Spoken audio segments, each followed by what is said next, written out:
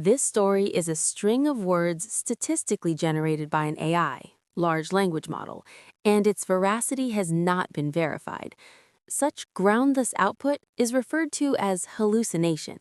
Therefore, the content described herein has no relation to any actual persons, organizations, nations, or events. Hallucination Begins. The Quagmire and the Inferno. Chapter 1. Ghosts of the Andes. January 25, 2026. Western Venezuela. Andes Mountains. Altitude 3,000 meters. A cold fog clings to the ridgeline. In terrain eerily similar to the Afghan mountains that once tormented U.S. forces, a patrol of the U.S. Army's 10th Mountain Division moved with tense caution, frightened by an invisible enemy. "Contact! 3 o'clock, on the ridge!" Dry gunfire cracked through the air, and the lead striker vehicle erupted in a fireball hit by an RPG.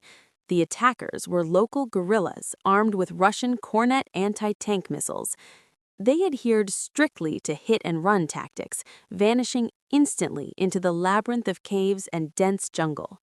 Here, remnants of the Maduro regime, the ELN, National Liberation Army, and Russian private military company advisors were all mixed together.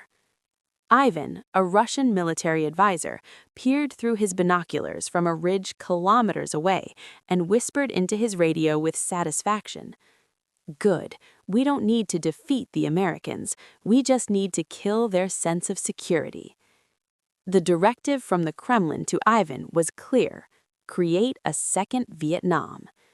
The rugged Andean mountains, the vast southern Amazon jungle, and the densely packed urban slums of Caracas, utilizing this geographical triple threat, they would systematically destroy pipelines and power grids. While the U.S. military celebrated the removal of Maduro and Washington basked in a mood of celebration, the Venezuelan oil fields were quietly transforming into an investment impossible quagmire. Chapter 2. The Illusion of Victory. Same day, Washington, D.C., the White House. "Why isn't the oil getting through?" The president's roar echoed through the room. What should have been a toast to victory had turned into a nightmare briefing.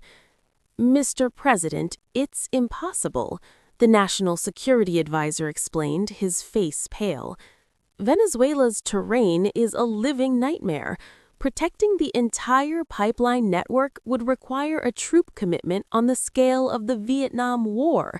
The Russian-backed guerrillas blow up infrastructure as fast as we repair it." It was just as Peter Zehan and others had warned. America had succeeded in removing the dictator, but the true objective, stable oil supply, was being completely thwarted by the quagmire of guerrilla warfare. Instead of lowering global crude prices, the massive cost of the intervention was already beginning to crush the budget. At that moment, the hotline rang at the worst possible time. It was Israeli Prime Minister Netanyahu. Tel Aviv, Israel. "Bibi, this isn't the time. Venezuela is—" "I know. It seems you're stuck in the South American jungle right now." Netanyahu's voice was icy. "You gained nothing but a quagmire in Venezuela, but the precedent you created is working perfectly." "What are you talking about?" "America forcibly removed the leader of a sovereign nation for your own national interest. The world watched. There was criticism, but no one stopped you." Netanyahu paused for effect. "We will use that same logic. What you did for oil, money, we will do for survival, life. We are going to extract Iran's supreme leader." "Stop it! If you do that, the Strait of Hormuz will be shut down. With Venezuelan oil already offline, the global economy will die if that happens." "That is your miscalculation. It is not our problem." Click. the line went dead. Chapter 4. The Strait of Inferno. January 26, 2026. Tehran, Iran. Strait of Hormuz. The Mossad operation, ironically modeled after the U.S. Venezuela playbook, was executed with terrifying speed. In the chaos of Tehran, the supreme leader simply disappeared. But the reaction was nothing like Venezuela. Deprived of their leader, the Islamic Revolutionary Guard Corps chose not fear, but boiling rage. We will take America and Israel down with us. The Strait of Hormuz, the world's most vital oil artery. Thousands of missiles and drones were launched from Iranian soil toward the strait. Tankers in transit burst into flames one after another, and mine-laying vessels began sealing the waterway. Chapter 5. The Devil's Bargain. January 30th, 2026. Moscow, the Kremlin. Vladimir Putin was in his office, receiving a furious phone call from Xi Jinping. WTI crude, $250 per barrel. The Strait of Hormuz is blocked.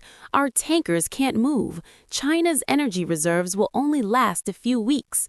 The global economy is collapsing, and Russia will go down with it.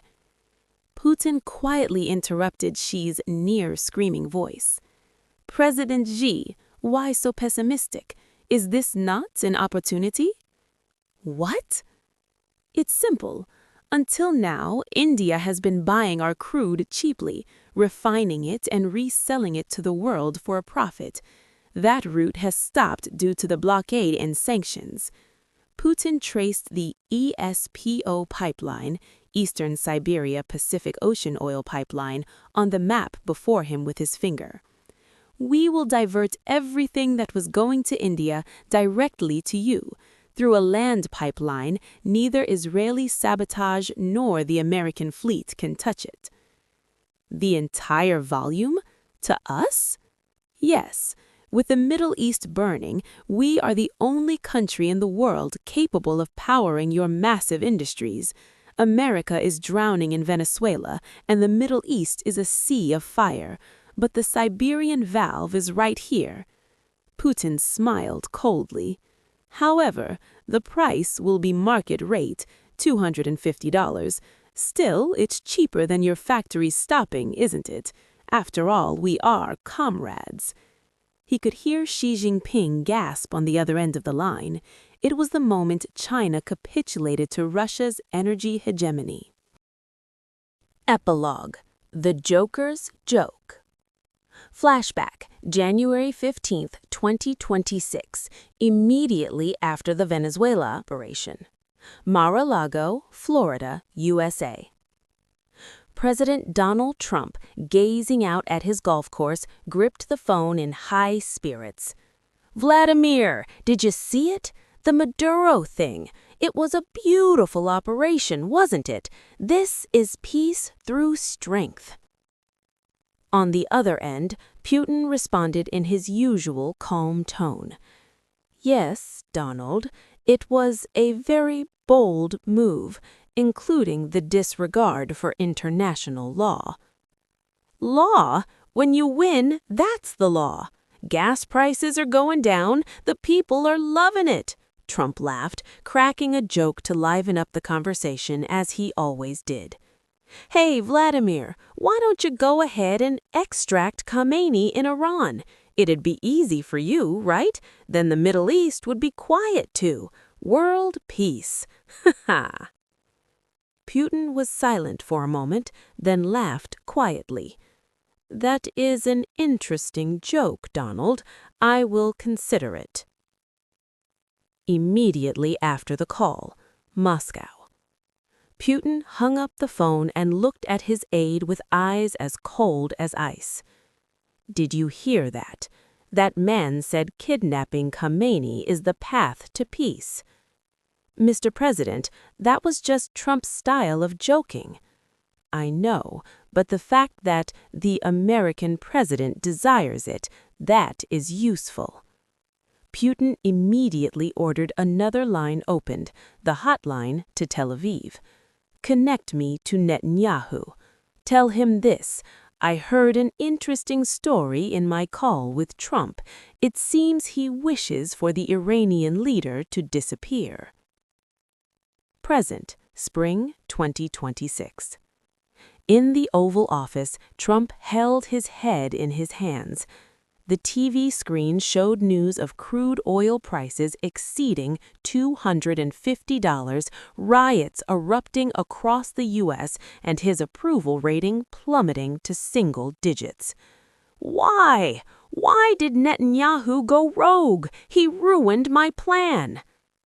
He had no way of knowing that the seed of the evil idea that drove Israel to madness was none other than his own joke. The boomerang Trump carelessly threw had hit the reflector, known as Putin, turned into a weapon, known as Netanyahu, and returned to slash the throat of the American economy. In Moscow, watching the flow meters of the oil heading to China, Putin muttered to himself, "Donald, you were right. The world has become peaceful, at least for Russia."